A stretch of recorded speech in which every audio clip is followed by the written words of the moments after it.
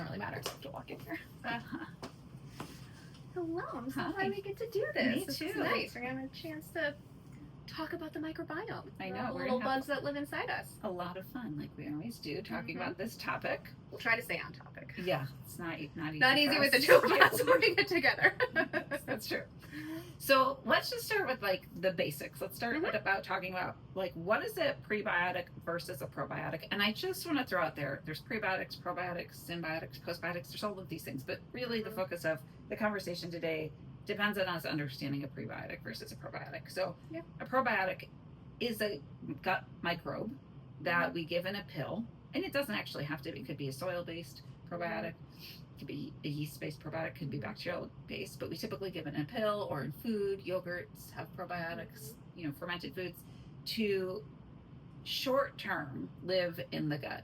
And probiotics have fantastic benefits. I mean, you've seen all the research on probiotics are good for all kinds of things, from neurological disorders to GI disorders to psychiatric disorders to skin problems. So probiotics are great. The problem with a probiotic is that it doesn't live in the gut long term. Yes. And it's only there for approximately 2 weeks. So prebiotic it doesn't have to be a fiber. Usually we think about prebiotics as fiber, and we're going to talk a lot about that today, of like maybe getting a little bit away from fiber as a prebiotic and starting to look at things like polyphenols, because not everybody can tolerate fibers. But essentially, a prebiotic is something that feeds the gut microbiome. And when you feed the gut microbiome, then it allows the good flora, and we'll also talk a little about good versus bad, but the beneficial flora that we want to feed and we want to grow, and long-term colonize the gut without having to take a pill every day to put that bacteria in there. And one thing on the pill concept of probiotics specifically, because you can tell it's all the rage, because now I find probiotic sodas, probiotic teas. I was walking through the store and I could not believe and just laughed. I'm like, oh, here's a probiotic tea. I'm like, what? So you're going to heat it and kill the bacteria as well before you take it? Which, now I was thinking about it. The research is kind of saying that it doesn't always matter if a probiotic is completely alive, because how is it going to survive getting through the stomach acid? Like, there's all these things that there's a lot of questioning now of what our original thought was, which is, can the probiotic actually survive and make it to the microbiome and have positive effects? Which we can definitely see the research supports that there are these positive effects. But again, it doesn't seed the gut. It actually doesn't change the bacteria that live in your gut after those few weeks. Which is where the conversation again comes back to the prebiotics. How do we feed it? I always use the analogy of your microbiome as kind of like a garden. And so you can't necessarily change what flowers are in it to a certain extent, but you can change how you cultivate it and how you encourage to feed specific ones in order to become more dominant in that microbiome balance. I love your sort of analogy of the gut microbiome being a garden, because it makes so much sense. So like you could put Miracle-Gro or some kind of fertilizer on your garden and short term make it grow, but the plants might not be very strong, right? Like if they grow too quickly. I'm a gardener, so I've had this experience, right? Like you over fertilize, things grow too fast, and then they're weak. Right? And as soon as you stop fertilizing, it stops working. Versus working on the soil, right? Like making sure you're putting things in the soil that are going to help worms to come and grow in the soil. And you're going to have worm castings and using compost and things like that, so that the plants just grow up strong and big on their own because they have the right soil. And so that's kind of a little bit analogous to this prebiotic discussion. And it's that resiliency. I mean, I think that for us, that's what we, with our specialized patient populations that we're really focusing on, is we have these patients that come to us and they have, quite frankly, a decimated microbiome. Whether it's from antibiotic use or a variety other dietary issues, there's just a combination of different things that has led to it, to the point that they actually, they can't tolerate some of the really commonly used prebiotic or fibers that are on the market. And that's kind of where you and I kind of started putting our heads together to think about, what are we going to do with this patient population? How are we going to help them? And we really saw this need for it. Well, and especially, there's been heavy antibiotic use for decades now. We know about that for things like ear infections and strep throat. There were so many years that went by where you went into the doctor because your kid was sick and they got an antibiotic and they had a virus, right? They never even had a bacterial infection. So we've got that sort of like baseline level of gut microbiome decimation happening. And then we have things like, at least for our specialty areas, SIBO happened, which is So when I was in my 3rd year of medical school at Bastyr, that was the first time I heard about SIBO, and I was like, this is mind blowing. Yeah. Like, this is all these people with IBS that can only be treated with laxatives or, you know, antidiarrheals. We can't cure IBS. We can only treat it basically forever. Like, at that time, the research was showing 60 to 80% of people with IBS had SIBO. Yeah. Now it's closer, newer research closer to 40 to 60. But still, SIBO is curable, right? So we jumped on that because, like, why would you want to have somebody with IBS have to take laxatives or antidiarrheals or both for essentially the rest of their lives versus fixing the problem that's causing the symptoms and being done with it? Which is also the root cause medicine that we really love about naturopathic medicine and functional medicine in general. Treat the underlying cause. Treat the underlying cause, and then you see what changes. Right. And in IBS, it is a pandemic in its own sense. 1 in 10 people in the entire world suffers from IBS. So that's, you know, you think about that and the number of people that is, and then 40% of that actually has just SIBO itself. Right, and 40% is like a lower estimate of that, right? Yeah. So we did what we should have done, which was like jump on diagnosing people with SIBO and treating people with SIBO so that they didn't have to live with this forever. I mean, I think that was the right thing to do. But also the way that was treated, which sort of 3 main treatments, right? Antibiotics, antimicrobial herbs that don't, I mean, just because they're herbs doesn't mean that they discriminate in what they kill. They're not only killing the bad stuff. Yeah. And then elemental diet, which I remember doing an elemental diet and then doing a gut microbiome test afterwards and being like, wow, that really changed. That really changed. In not the ways we were planning on having it change. And I think, you know, it took time to build that back, right? Yeah. So, and it was great, you know, personally, I'm glad I treated myself for SIBO and I don't have it anymore. I'm very happy about that. But also it took time to build the gut microbiome back after that. And that's true for our patients. Yeah. I mean, and how many patients do you think about? I mean, elemental diet, again, is a more extreme diet, obviously, very therapeutic. You're not on that for months or things like that. But then we have these patients that come to us or have been on the low FODMAP diet for years, sometimes. Yeah, I mean, add that to the mix. Add with that to antimicrobials, right? You have SIBO, you take antibiotics or antimicrobial herbs or both, and then you're on a limited diet. Specifically, the low FODMAP diet restricts things that feed the gut microbiome. Yeah, because we're trying to starve the bugs that are really, quite frankly, with SIBO or small intestinal bacterial overgrowth. We're trying to starve those bugs that are in the wrong spot from being fed. And also, we should mention EMO, which now it's intestinal methanogen overgrowth, and the SIBO hydrogen sulfide subtype. So now we have all these subtypes, but I mean, it's a great point. Like, all these people got diagnosed with SIBO, they were put on the antimicrobials, they were put on low FODMAP diets, and they felt much better. And I like having that be sort of a specialty area for over, you know, for 15 years now. I can say people got better, but the problem was after people felt better, then they had a hard time reintroducing foods, particularly FODMAP foods. Yeah.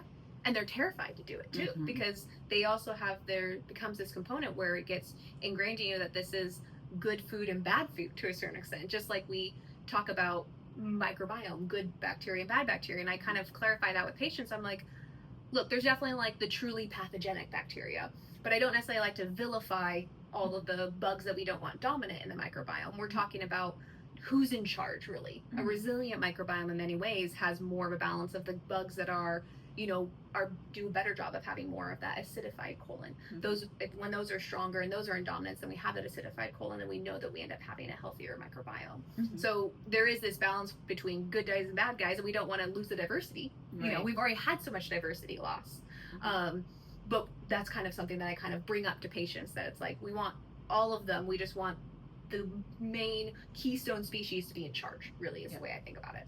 And, you know, like, what's fascinating about this is you can feed different microbes, different bacteria with different things. And there was that study, I think, is it 30 different foods or upper 20? 30 a week. A week feeds your microbiome. Like, you need 30 different plant-based foods to do that. Like, if you just are only going to eat broccoli, I'm going to eat broccoli and apples. Great. Like, those things are high in fiber, but they're going to, like, specifically feed a limited number of things. So you need a broad range. So when you're supplementing with a prebiotic, it's really helpful to have a blend of multiple different things, as opposed to just taking PHGG, partially hydrolyzed aspartame, for example, or just taking acacia fiber or whatnot. For sure. And also using prebiotics that have maybe more unique and rare foods that are not necessarily as easily available to you, like in your diet on a daily basis, that might be harder to get. Like that's the other piece, because you can have like, well, I'm going to eat broccoli and I can take a prebiotic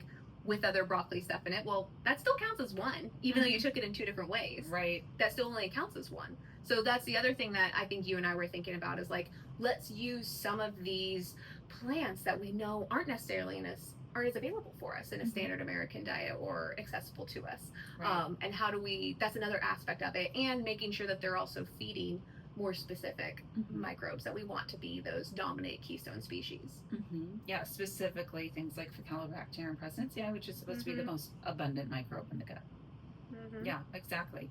So now that we've sort of like clarified what's a prebiotic versus probiotic and why are prebiotics important, let's talk a little bit about why we chose, like why did we make this product? Like what is the story there? Because it's quite a story. I mean, we've been at this for, I think, 5 years. Yeah, 5 years. 5, maybe 6 even. Yeah, between research to getting it actually to market, and then now to where we're actually able to practice and use it with patients on a regular basis. Yeah.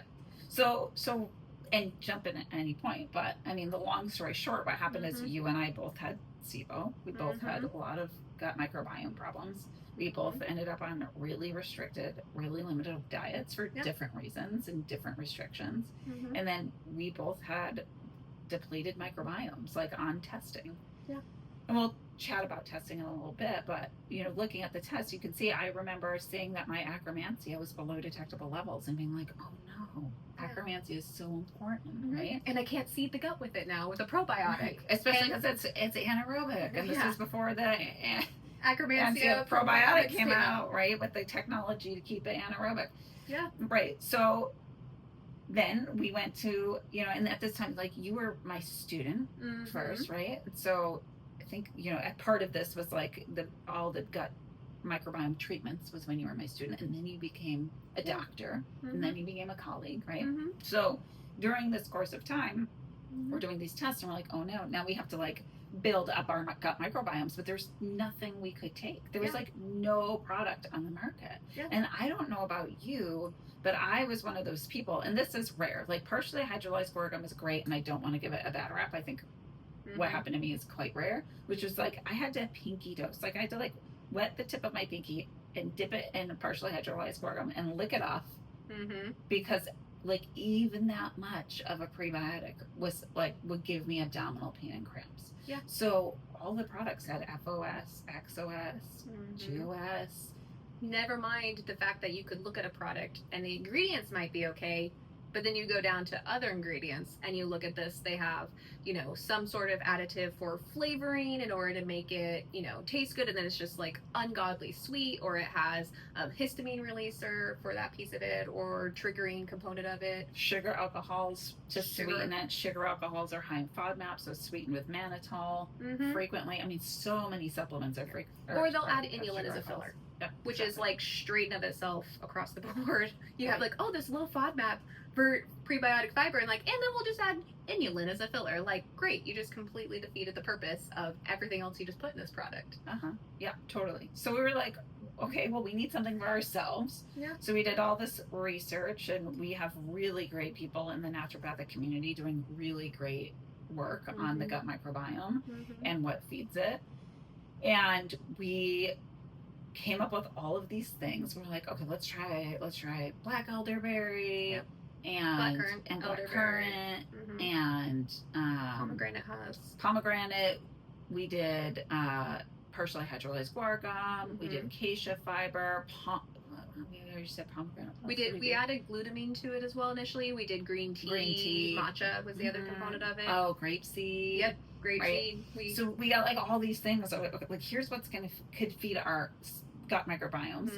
Bought between bulk supplements and like other online distributors and whatnot. Bought all of these things. Organic powders wherever we could. You bought half, I bought half, and then we like divvied them out in Ziploc bags to each other. Looked like little drug addicts giving each other little baggies of like, here's your stevia. It doesn't look like stevia. And then we figure out like, well, okay, how much do we need to have of these things in order to actually feed the gut microbiome? And then we mixed it all together, and we decided like what tastes good, what doesn't. So let's chat a little bit about like how did we decide what to go with? Like what ultimately ended For up? sure. Well, part of our thing was that we knew we wanted it to be a powder because we knew that we couldn't, it would be just too complicated to capsulate it with the amounts that it needs. So I think that was one of the things. We also loved the fact that we needed to make sure that we could titrate it. With capsules, you're kind of stuck with a certain thing. So that was something that at the beginning we were kind of like, okay, this is going to be a powder, which means it has to taste palatable. Was one of our things. Tastes good. Has to be low histamine. Has to be low histamine. It has to be low fermentable fiber, so more on that low FODMAP tolerance piece of it. And it has to feed specifically the things that we know that we're going to need to grow that helps make a nice microbiome and a healthy microbiome. Yeah, and this is like a good, let's shift away to polyphenols for a moment, right? Because what builds the microbiome is fiber. Like that's what we learned, right? Yep. So, and things like lactulose, synthetic fibers. Also, polyphenols build the microbiome, and they're much better tolerated for people like we are and our patient population of very sensitive people. Then it's much better tolerated than fibers because you're not like directly feeding the microbiome in a way that can create a lot of gas. Yeah, and part of that's because they're not fermentable. I think that's really what the difference is between fibers that are fermentable. That potential for gas production, which is when the bacteria becomes more biologically active, it's gonna have that byproduct of gas, which is what leads to your bloating, the abdominal pain, and all of that piece. But in this case, the polyphenols are able to feed these parts of the microbiome and still have them be metabolically active, but not in the same way that they're actually going to ferment the fiber and create this gas production in that moment. And I think that's what's really something about these polyphenols that we talk about. I mean, what is a polyphenol? It's, it's what gives food color. I tell patients all the time, I need you to eat the rainbow. And I clarify, I don't mean Skittles. Because at that point, there was all these commercials going around that like, eat the rainbow. And there was a Skittles commercial. But no, really what we're trying to do here is what makes foods have red pigment and that yellow pigment and the purples and the blues. That's really, we know how much those are really feeding specific things in the microbiome. And so having that diversity is what's really important in our foods because it also makes a more diverse microbiome too, in that sense of feeding those bugs to have really strong amounts of each of them in the balanced microbiome.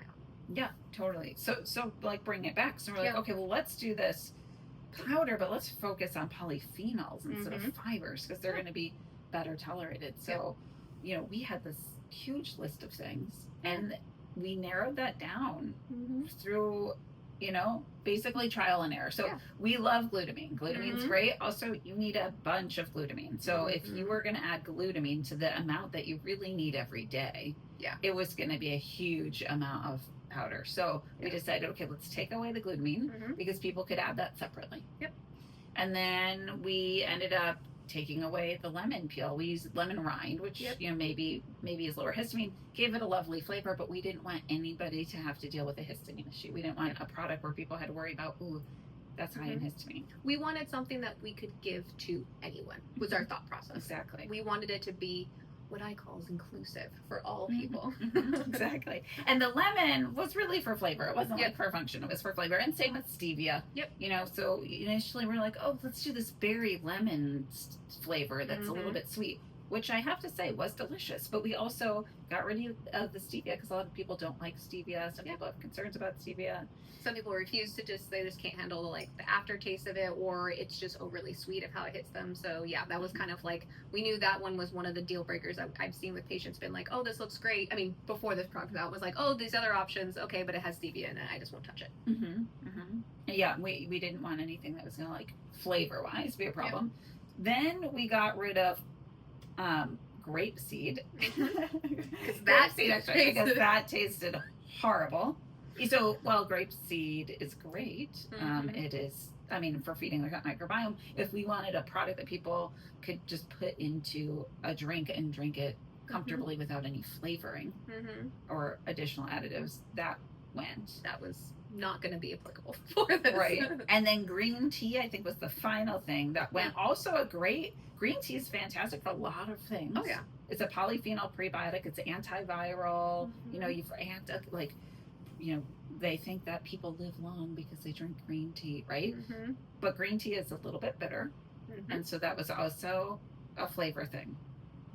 So then, and the caffeination piece of it, we were like, well, we can still get decaffeinated and still have a lot of these effects, but had the decaffeination process, and we Mm-hmm. just ran into a lot of other questions that we had for that. We're like, you know what? If someone tolerates it and likes it, they can always add matcha to this, or they can add this drink into their matcha specifically. Yep. And there's no reason that people couldn't add matcha to the drink, or glutamine to the drink, or any other stevia or any other flavoring. I'll tell you how I like to drink this in a little bit. But then what we did end up with, and why. So black currant, polyphenol, prebiotic, tastes delicious. What did it say in our taste profile? I think it was candy, right? I think it was like candy. I don't know. I was like, it was like super sweet, but it was like candy, like more like that was something that I was like, ooh, I would like some more of that, please. So we had this document where we had like all the taste, the flavor profile of everything. It was very fancy. It was a table grid, flavor profile, like grapeseed was like bitter, gross, ick. And then tastes like candy. Yep. So kept the taste like candy. Also does its job as a polyphenol probiotic.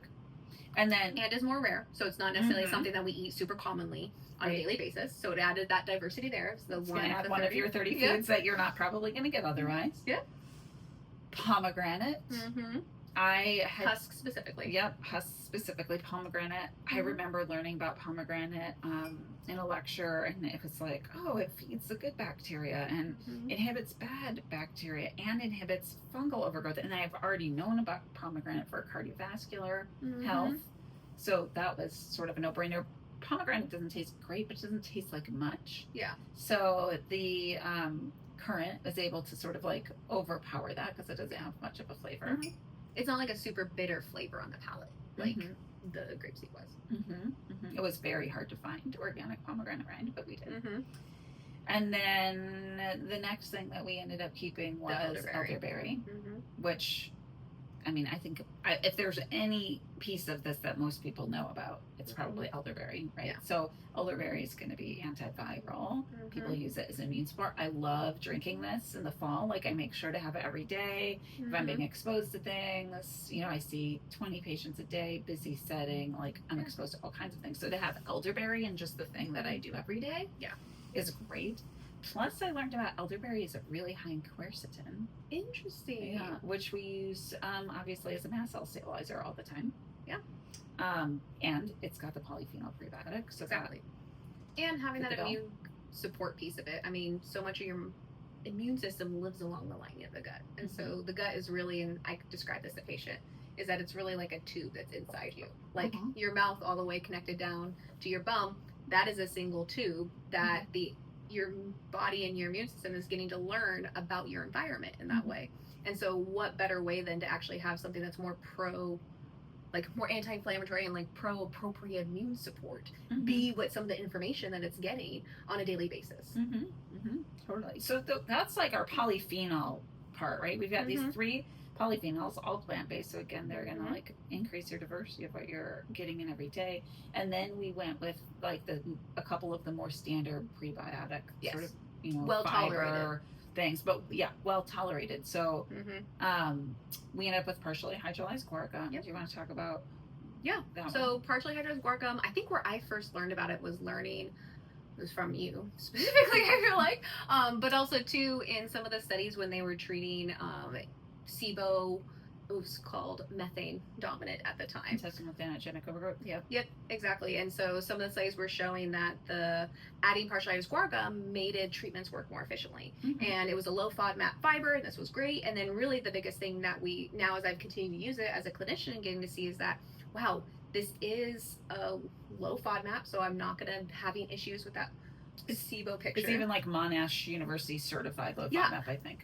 And that's the thing, that it was like, wow, it's actually certified low FODMAP fiber that I can feed the good bugs. So even when I'm having someone on, like, I still use the low FODMAP diet. I still have to use antimicrobial herbs when I'm treating someone for SIBO, but it's a way for me to ensure that I'm not completely decimating. I don't want to treat one thing and then cause another problem I have to go treat afterwards. Totally. It's like give the prebiotics while you're doing the treatment to help keep the good stuff alive. Exactly. And then the last thing was acacia, which is more of a standard fiber, which I actually like. I like having a little bit more of a standard fiber because it helps with things like bulking stool. Yep, exactly. Which a lot of people struggle with diarrhea or constipation. And acacia can help bulk the stool to help with both of those things. All of that. Be your actual catch-all fiber in that sense in some ways, versus it being like really, really, really, really low fermentable fiber piece of the partial hydroscorgum. And then, yeah, I absolutely agree with that. And also too, we know we didn't necessarily put it's not the lead thing in this as well, because we do know that in even sensitive bellies, super large amounts of acacia fiber might not be tolerated. But I have found with the dosages that we put in here and how we've had patients titrate it up, that it's incredibly well tolerated in those amounts, even the most sensitive patients. Acacia fiber is high FODMAP in high enough amounts, and so that is why it's not our lead, right? We have it in here, but a low enough amount that it still does a little bit of that standard fiber bulking and whatnot, but it also isn't high enough to be high FODMAP. Yep. Exactly. So those are the 5 things that we ended up with. Yeah. Ultimately, and really the whole goal there was everybody can tolerate it. It shouldn't really trigger anybody unless they have an allergy. Yeah. Yeah. I mean, it's only if you have a direct allergy to it, to one of those things, or don't tolerate a specific ingredient for some reason.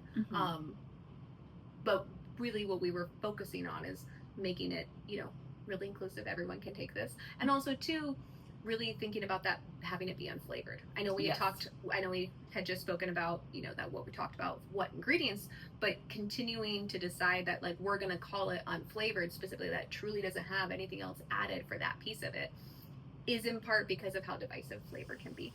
And so the fact that we were able to really meet our goals in some ways of ensuring that it could treat a wide variety of very sensitive patients, have the polyphenol piece in there, I mean, the things that we just talked about, and the fact that we could have it taste, good is incredible. And I mean, to be fair, we add it to things as well, but even just doing it in water, it doesn't have an unpleasant flavor by any stretch of the imagination. Tell me, how would you describe the flavor?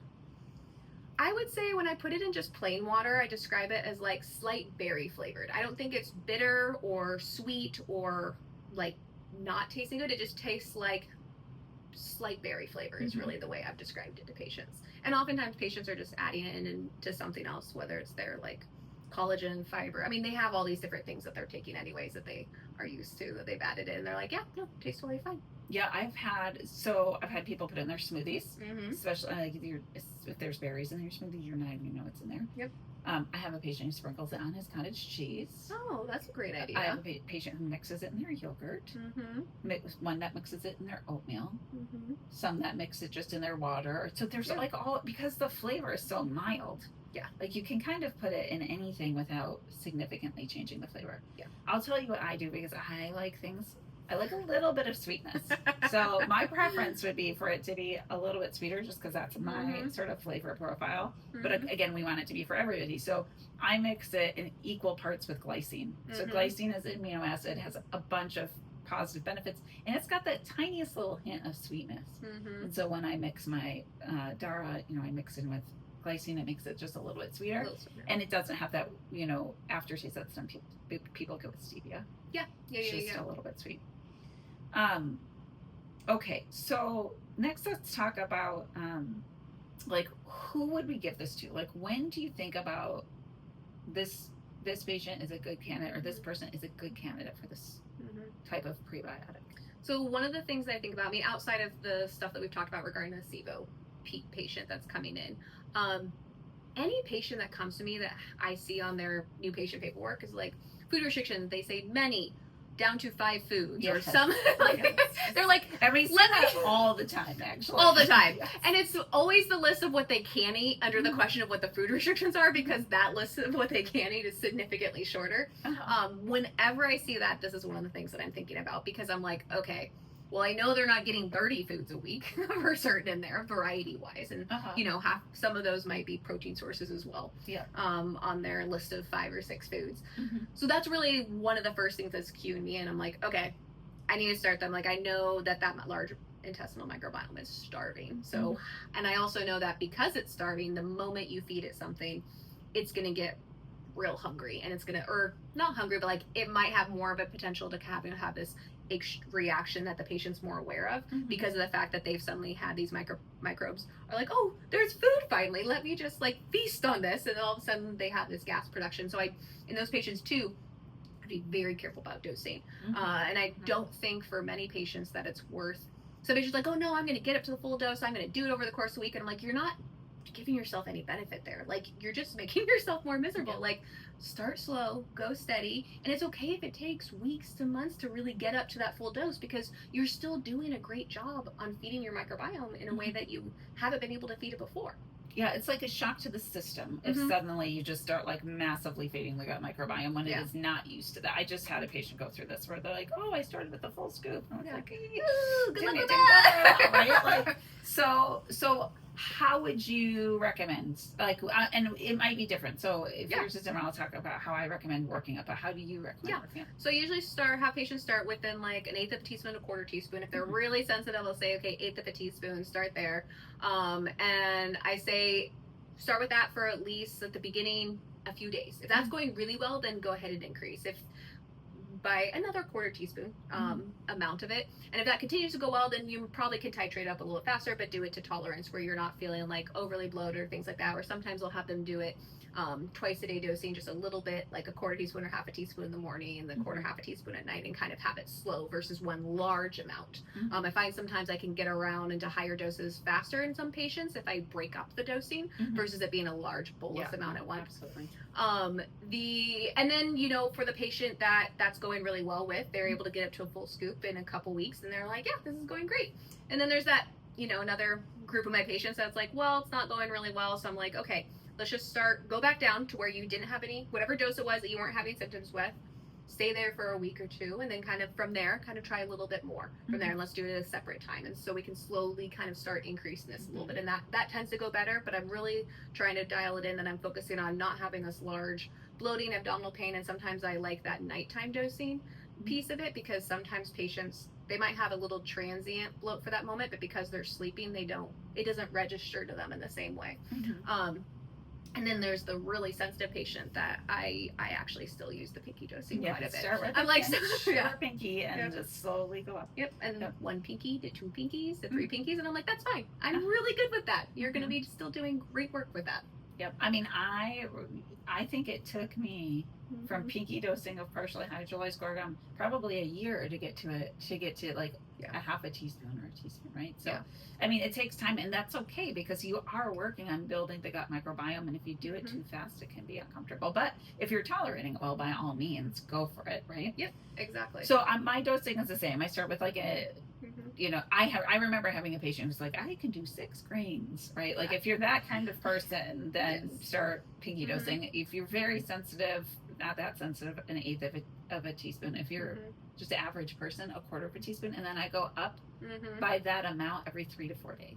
So like start with a quarter teaspoon, go up by a quarter teaspoon every 3 to 4 days. If at any point you feel like feels uncomfortable, I feel a little bit bloated, then just go back down to the previously tolerated dose for a week or so and try mupping back up again. Who would you say like you would not give this to? I was thinking about that earlier. I think it's more of a question of what is my clinical, I mean, if there's obviously an allergy or sensitivity like that, obviously, of course. I think what I'm always thinking about with my patients, I want to make sure whatever they're, you know, quite frankly, spending their money on is going to give us a clinically relevant, like, I'm looking to see a clinical change here. I mean, there's no reason why I couldn't give it to someone who has a really good balanced microbiome, who doesn't really have a lot of gut symptoms. To be fair, that's not really the patient that walks into my office. So that's not the patient that's coming to find me. Or us, really, for that matter. But so for that type of patient, I'm like, well, maybe it's not necessarily needed, but is it something I wouldn't recommend, or that's not good for them? No, I don't think that would be the case at all. I would say it could still be helpful to kind of add into the routine to make sure you're maintaining it. Does it need to be an everyday thing? Are we looking for a specific change? Not necessarily, but these are things that we're also continuing to feed a good microbiome and count towards your 30. Right. Yeah. I mean, it's sort of like a multivitamin, right? Like it's you know, going to be beneficial. It's not gonna hurt you. Do you need to spend your money on it? If you have a good diet and you don't have gut malabsorption, maybe you don't need to. But it's, again, if you've got extra funds to spend towards that, multivitamin's a good idea. Yeah, exactly. Same concept with us. And so that was, it's one of those things like, who's it not for? It's like, I kind of have to rack my brain in that piece. But that's really what it is. It's more of it comes more of a cost piece of it, aspect of it. Totally. And then, and also with anything related to cost, we have to think about, like, how long are you going to be on it? You know, I mean, long term, like, short we have to be cognizant of, like, what else are you taking? How long are we asking you to take this for? Yeah. And I would say, I tell people sort of like 3 to 6 months, 3 months minimum. So what we're doing here, often that leads to knowing that this is a problem. I think what you said is when people can only eat 5 foods, we know this is a problem, right? So that happens. Very aware of the problem. But what else happens is that people come to us with microbiome testing, or we run microbiome testing, and we could see that they have like below detectable levels of 6 or 8 things, right, on their microbiome testing. And so we know we need to feed that, and that's going to take time. And this is back to the gardening analogy, right? Exactly. Like you have to build the soil, and it takes time. You're not just going to get all the earthworms to show up to a party and stay there forever, right? Like you have to build the soil. And I will admit, I have a black thumb with plants. Well, it doesn't look like it. I know, it looks like it doesn't, but I'm just letting you know I'm not allowed to touch the plants at my clinic.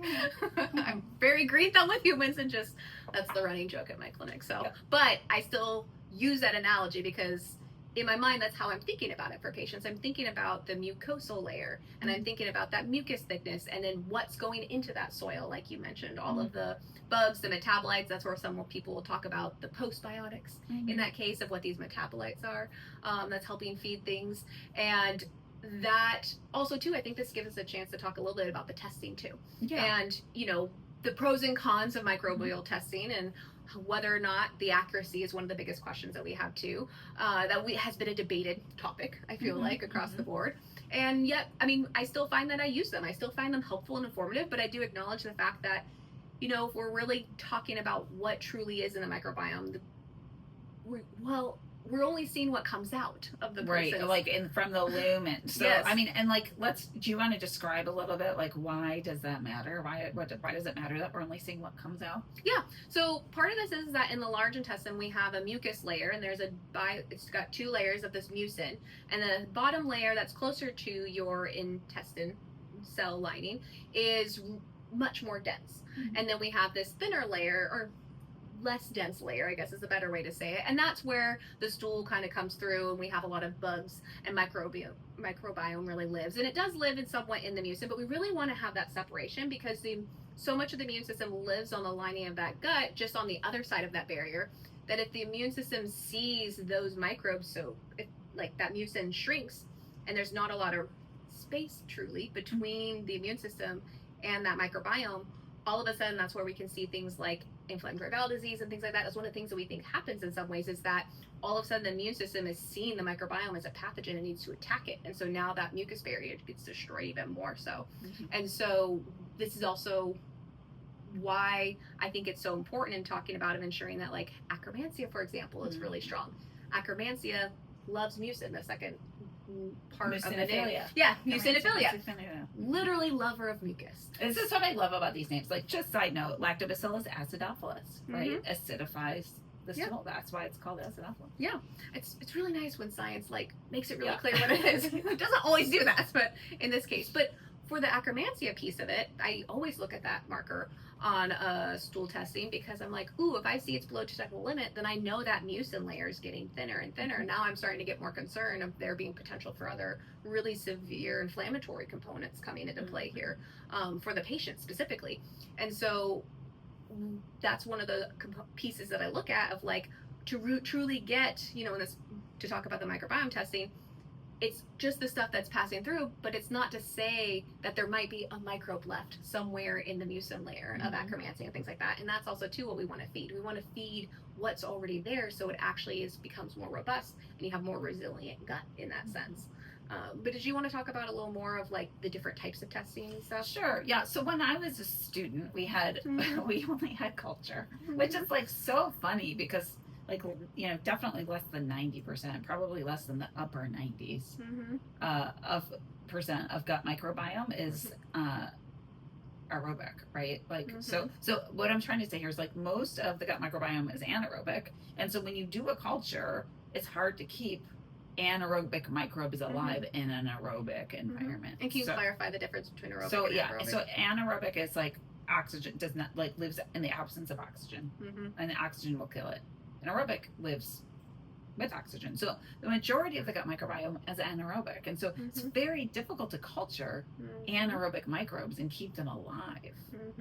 So that's what we had. So it was like, oh, take the stool, culture it out, see what grows, which was like just probably a very minuscule like picture of what was going on, because most of it probably died because most of it was anaerobic.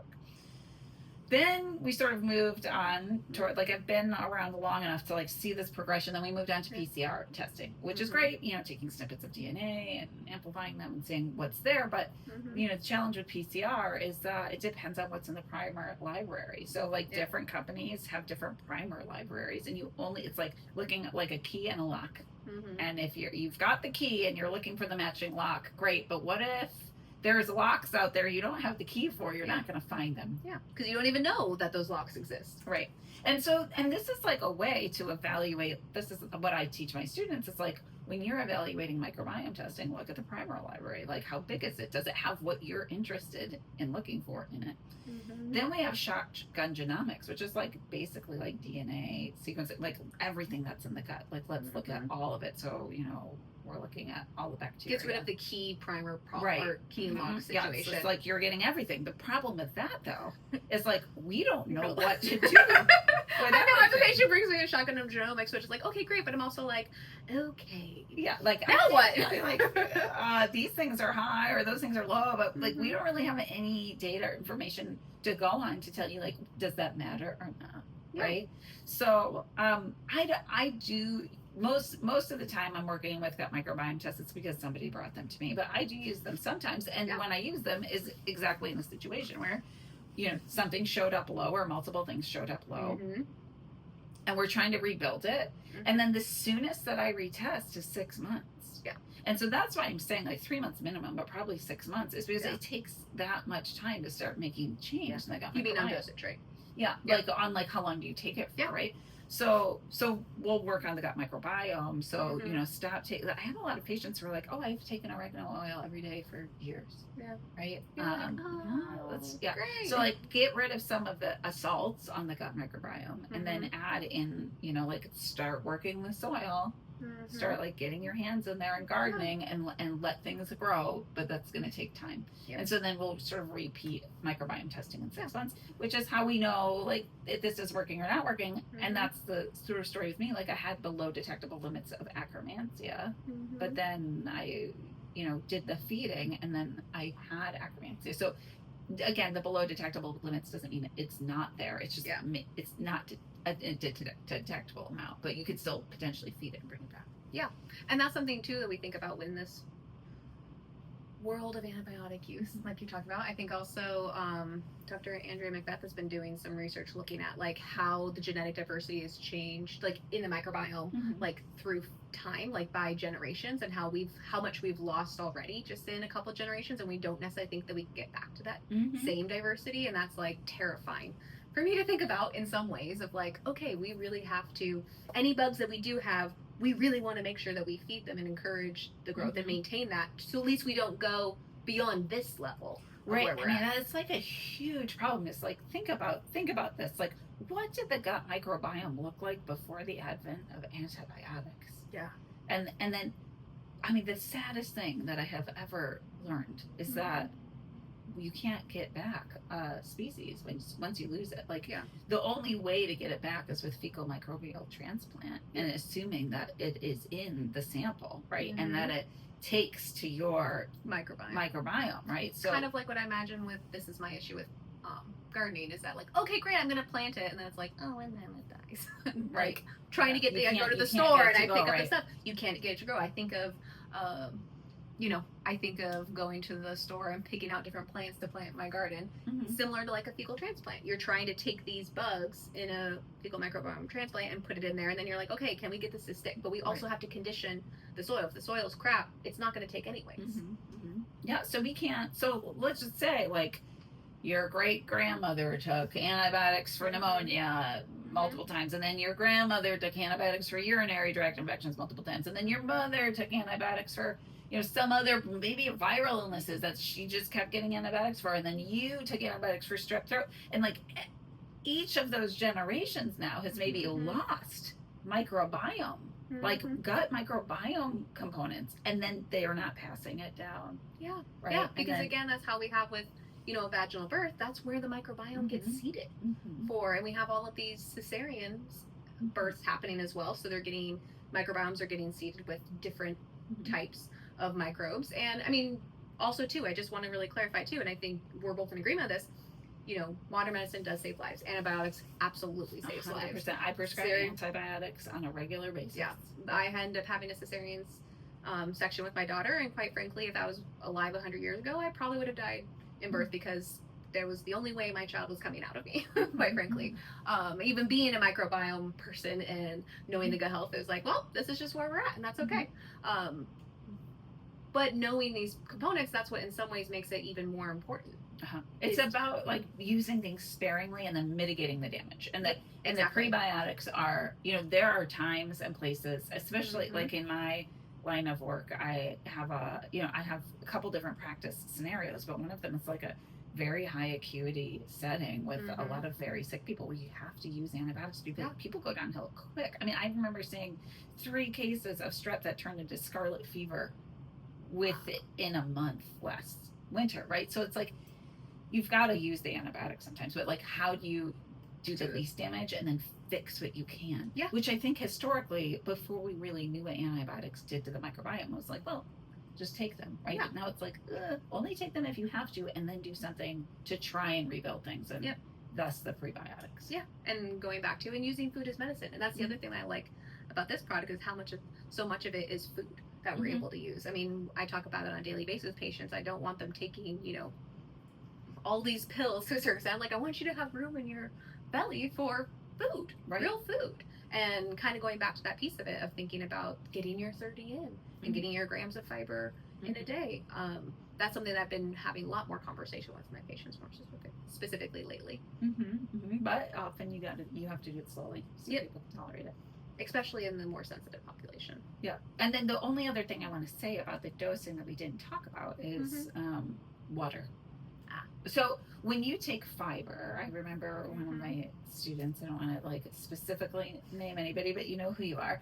I remember she was working with me and she's talking to a patient about adding fiber, and she said, if you take fiber without water, you're just making cement, which is totally true, right? So anytime you're taking fiber, you want to drink a lot of water with that so that it's like the fiber is absorbing the water that you're drinking instead of just like sucking it out of your GI system.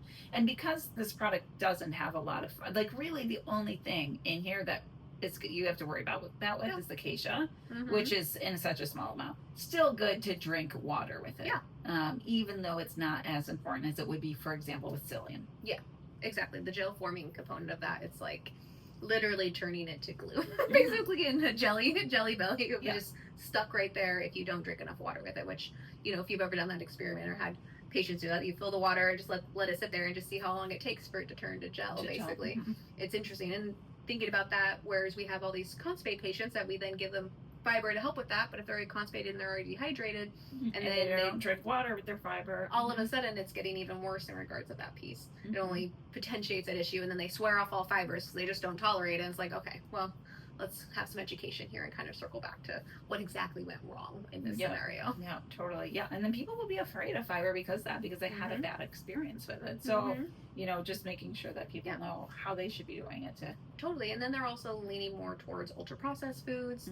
And then because that's, they don't react to it, but then there's the long-term issues with that in the sense of the decreased nutritional value and also starving the microbiome in a different way. You're feeding the body because it's all able to get absorbed more quickly, but with, whatever argument you want to make on what's actually getting fed quickly.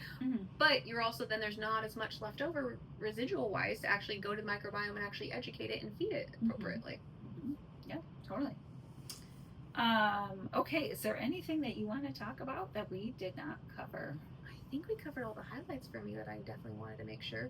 The only other thing that I can think about is that I just really want to commend also partly why we wanted to work with Dhara is because of their real dedication in ensuring the quality of the product and using the good manufacturing practices and just ensuring there's third-party testing on the batches that are coming in and out of there to really ensure that it's actually going to be a quality product and actually what is on the label is actually in the product. That's something that you and I talk about all the time with patients is the fact that there's all these products that you can buy online and some of the industry is really unregulated. So yes, that's true. that becomes really a dangerous field sometimes for patients. I actually just had a patient come in this last 2 weeks ago, and they brought a supplement they had purchased online, and they were like, I just don't really want to take it. I'm like, well, why don't you show it to me? And I open it up, and there's literally mold specks, black mold specks in the product, in the pills. And I'm like, okay, well, this is not what we're going to continue with, and I think you should try one that does not have mold, because I think you do need this herb, but their reasoning to not take it because they felt like their tummy didn't tolerate it based off of that. But I'm like, hey, the reason why your body's saying I don't want to take that is not because of the herb, it's because of the mold. Yeah, and that, I mean, sort of wrapping up the story that we started with, like, why did we make this? Well, we made it because we needed it, and it didn't exist, and our patients needed it, and it didn't exist. And then we ended up in this ridiculous situation. We were like, I remember telling my patients, like, go buy these 8 things, and you're going to need to get these from this site and those from that site, and then I'll prescribe you that, and then I need you to mix this all together. You're going to do you remember I bought this like tiny little scale to do milligram measurements, like, okay, this much, and then we figured out what the milligrams were to tablespoons and teaspoons, so we could tell patients, okay, how many parts of this many teaspoons of that, and that, a tablespoon of that, and all this, and then take this much of that every day. And it was like ridiculous. We're like, we can't, this is not sustainable. We can't like have people buying all these things from everywhere, mixing all together. We need to like have this existing in a product that people could buy. And then you and I thought about like, okay, well maybe we should start a supplement company. And then we have all the time in the world. And we did our due diligence. We talked to supplement company owners and all that. And essentially what we were told was, if you want to do that, at least one of you is going to have to stop practicing. And we looked at each other and we're like, no, we like that. We like helping patients way too much. So then we started going to, companies to be like, okay, can you make this for our patients? And we had a company who was going to make it, and then they got bought out by another company, and then the other company they got bought up for had a whole line of things that they had prioritized. And anyway, so long story short, Dhara, which are colleagues of ours, we've known at least Rita for many years. They started a supplement company line. They had 2 products out, and then they made this one as their 3rd product, and we're just so grateful to them for that, for so many reasons, like having a good high quality ingredient product that gets 3rd-party quality control testing, but also we don't have to do that. But also we're not the ones coordinating it. Like, we still get to be doctors, and our patients and ourselves still get to take this product, but we didn't have to like quit our jobs. So a big thank you there specifically for Dhara for helping bring this to life and actually making it available for us to be able to use with our patients. Yes, 100%. Okay, well, I think that's we did everything. it. That was fun.